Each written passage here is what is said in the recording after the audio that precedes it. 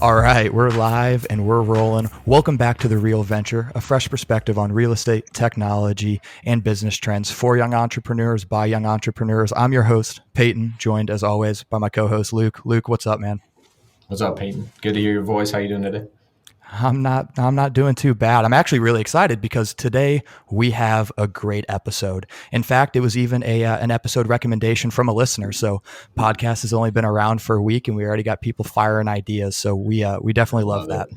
Love it. Absolutely. So today we're going to talk about a couple different things. First, we're going to talk about some potential opportunities that we see in the real estate market in 2021. Definitely some things that we think you at home can capitalize on. Then we're going to move into talking about some new technology trends that are actually popping up. And, we're going to talk about what that's going to look like moving forward. And then lastly, we're going to tie all that in to actually talk a little bit about what Luke and I are doing in one of our own businesses as it grows in the real estate world. So, to prove that we're not robots, we're actually humans, and we care about each other personally. Like Luke, what's going on in your life, man? How have you been this week? Yeah, I mean it's been an exciting week, I suppose. First and foremost, the first episode of the podcast was released. That was fun, just to get a little bit of feedback on that. But I think on the more personal side, my brothers came over, and so I got to hang out with them for a little bit. They crashed on my couch.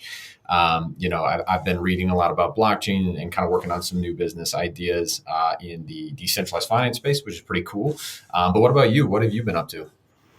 I wish I was learning about blockchain. That sounds Dude, let me interesting. teach you. Come on, wait. Hey, next episode. Hey, there we go. Another podcast idea. Love it. But yeah, no, I mean, just, setting up some stuff for this podcast, got it up and running. It was fun. Got a lot of love from you guys. So we really appreciate that. But actually, this is a big week for me because I'm actually taking my real estate license exam. Let's go. Hey, congrats. How long did you study for that? I have been taking the courses probably since December. You need 180 hours of classroom time. So, spread it out over the past couple months, but got all my certifications in line, and now I'm ready to actually take the damn thing. So I'm excited. Damn, good luck. Thank you. Yeah, it's gonna be fun because I think it's gonna be something that's really useful going forward. Not only personally, it'd be fun to sell houses on the side, but it's something that you and I are going to use in our business. And that's actually a perfect segue into our first topic, which is going to be opportunities in the real estate market in 2021. But before we do that, I think we need to lay down a quick foundation of, what actually is going on in the housing market today. So, Luke, are there any pressing issues, or is it a completely normal year? It's obviously there's a lot that has gone wrong in the last year, and the housing market has not seen any less share of odd activity. I think you had two kind of very large changes that happened that led to kind of like where the housing market is today, which is, it's up a tremendous amount, even compared to equities and all that stuff, just mostly because of something simple like supply and demand getting a little bit out of whack. And so on the demand side of this, you had the folks who normally would be either evicted from their homes or would have changed homes due to maybe changing work environments or whatever, that were able to kind of just stay in place. And so on the eviction side, you had the government say any government-backed loans don't need to be repaid until right now. I think it's June, but that might get extended. And so those folks who were going to get evicted are actually just kind of able to stay put without paying, which obviously doesn't free up a ton of new housing in that regard. And then, of course, there's not a ton of changing location, which means that the people who can work from home in their job in San Francisco and maybe are just living in North Carolina or whatever, got a new job during the pandemic out in California. They don't need to go out to California, so they're able to stay in North Carolina.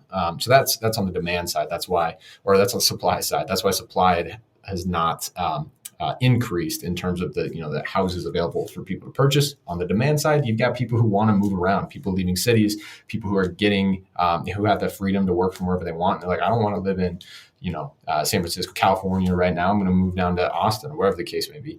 And so what ended up happening there is in certain areas, especially, there's just a big increase in the demand for housing. So supply staying still or decreasing with demand increasing a lot leads to a big increase in price. And so that's what we've seen. And I don't know how much of a bubble that is versus just, kind of the laws of economics. But Peyton, what do you do about that? Like as a, somebody who's interested in potentially building something or doing something cool with their time, like what can you So, do in about order that? to address the supply issue as a whole, we're going to have to build, right? We're going to have to increase the supply in order to meet demand because it's not going to happen naturally because of the way this gap has been going, or at least it won't happen naturally in a reasonable amount of time. As always, it's a very cyclical process and everything finds a way to, to come full circle. But in the short term, we're going to have to build. And that's where I want us, you and I, Luke, and the listeners and us as well, to take advantage of the situation because there are a lot of opportunities here, right? You're going to have the chance to go in and start to flip properties. I know everybody at home watches Chip and Joanna Gaines. They come in and have their demo day or whatever they call it. They knock down houses, they rebuild it, and create new viable solutions to the supply. I know the first red flag in all of this is like, hey, I don't have any money. And that exact thought process is something that Luke and I really want to change in your minds.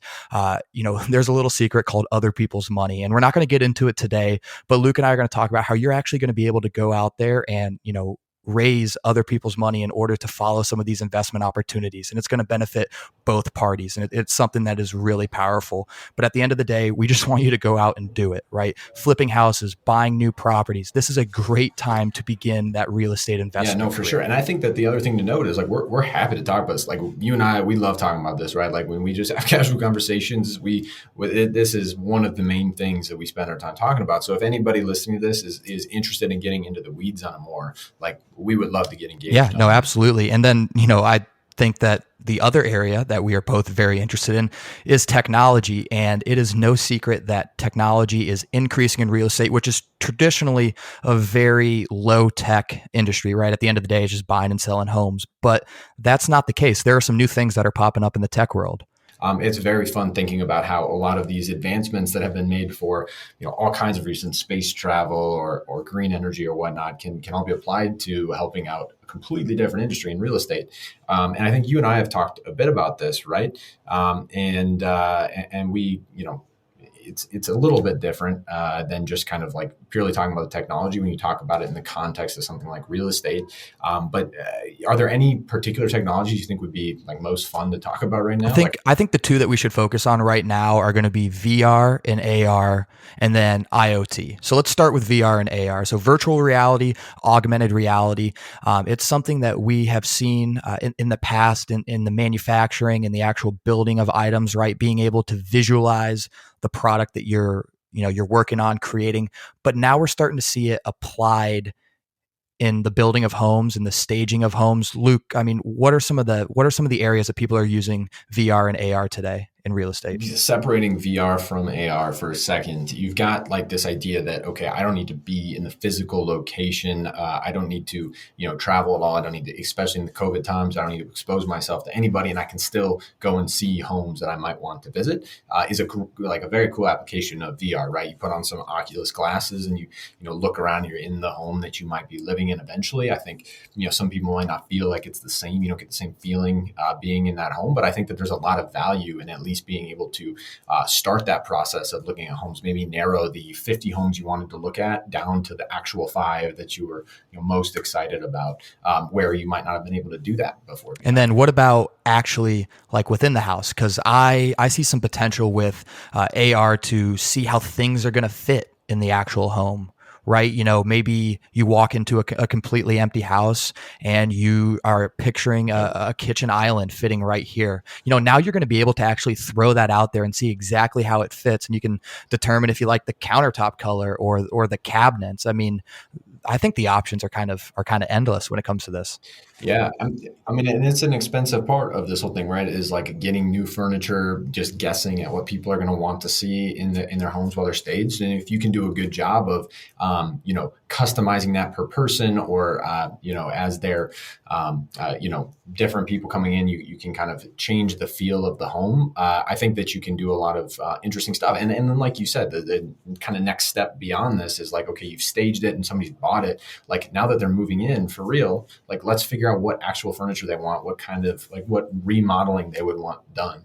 And you can do a lot of that with AR. And I think it's super interesting because all these, big tech is coming out with a lot of interesting products here, some startups as well. And so coming out with more sophisticated AR technology is going to be, super valuable in a lot of parts of real estate. But yeah, I mean, there's also, all kinds of stuff with what's happening in building homes themselves. Like I think that there's some pretty cool stuff that you could do with both VR and AR in terms of figuring out, oh, do I like, this layout? Do I like this landscaping? Do I like, this type of brick on the building or whatnot. And I think, and you're talking about building homes with technology already in it. And I think that takes us right into IoT or Internet of Things. I mean, so if you just think about any, physical product that you have, whether it's tech or not, and think about what it's used for. So, paper towels or, freaking microwave, whatever it may be. There's some interaction that you have with it, and that interaction that you have with it, whether you're wiping something up with a paper towel or you're cooking a chicken sandwich in the microwave, there is some data that can be collected from that, and that data that's collected, if you've set up the device correctly, so you input a device into a paper towel, it'd be a little tough, but a microwave makes a lot more sense. You can relay the data that thing collects to the internet, the cloud, to other devices that are nearby. And the ability for a physical device to kind of collect data and transmit that data to other devices kind of makes it this general broad category, Internet of Things. And so, the cool part of this in real estate or in any field, right, is you can start saying, hey, look, this is how I can translate things that I'm physically doing in the real world with and interface that with computers, software, hardware, whatever it may be, that you can actually model something with it. And whether that's machine learning and you want to actually analyze that data, or it's just things like smart homes and you just want to be able to interact with your home in a different way. It's super valuable. I think another really powerful thing that comes as a result of IoT is going to be with all those smart appliances, right? Like the Nest thermostat, the garbage compactor, whatever the case may be, the fridge. You're going to be able to start to track electrical use and green efficiency in homes. And we might even get to the point down the road where you can actually make a decision based on how efficient that house is going to be. And that could be one of the financial factors that you actually weigh on when it comes to determining whether or not you're going to buy a house. So from a value standpoint, and you're going to hear Luke and I say this a lot, but data is a good thing, right? People get freaked out by big data or whatever the case may be, but data just helps you make better decisions, and it's only going to get cleaner, more precise, and more useful. So now we're going to talk about how Luke and I are actually capturing these two different trends, and it's actually in the form of our own Proptech company called T2 Venture, which is where all this name stems from. But Luke, just real quick, just to introduce it to everybody, what is T2 Venture? Yeah, so T2 Venture, we started the thing where you called me in November and were like, hey, Luke, let's start a REIT, so real estate investment trust. For a little more color, real estate investment trust essentially is this idea that a bunch of people pull their money together. From that money, you go out and you buy some properties, and everybody who put their money in gets some fractional benefit from those properties, whether it's rent or sale of property, or for all that stuff, right? So it's just a way to get involved in real estate for outside folks without actually having to do the hands-on management, which is a valuable thing. We're like, hey, let's see if we can get that started. So let's go see if we can get some money. We get some money. Let's go see if we can get some good properties. Peyton's down in Austin. Hey, it works out. Austin's a great market to get involved in right now. But yeah, what happened? Why are we not doing that anymore? Well, because we realize that we are just like everybody else. So one of the most valuable things that Luke and I have learned, because we've started multiple different businesses, is, and you hear it all the time, is pivot, right?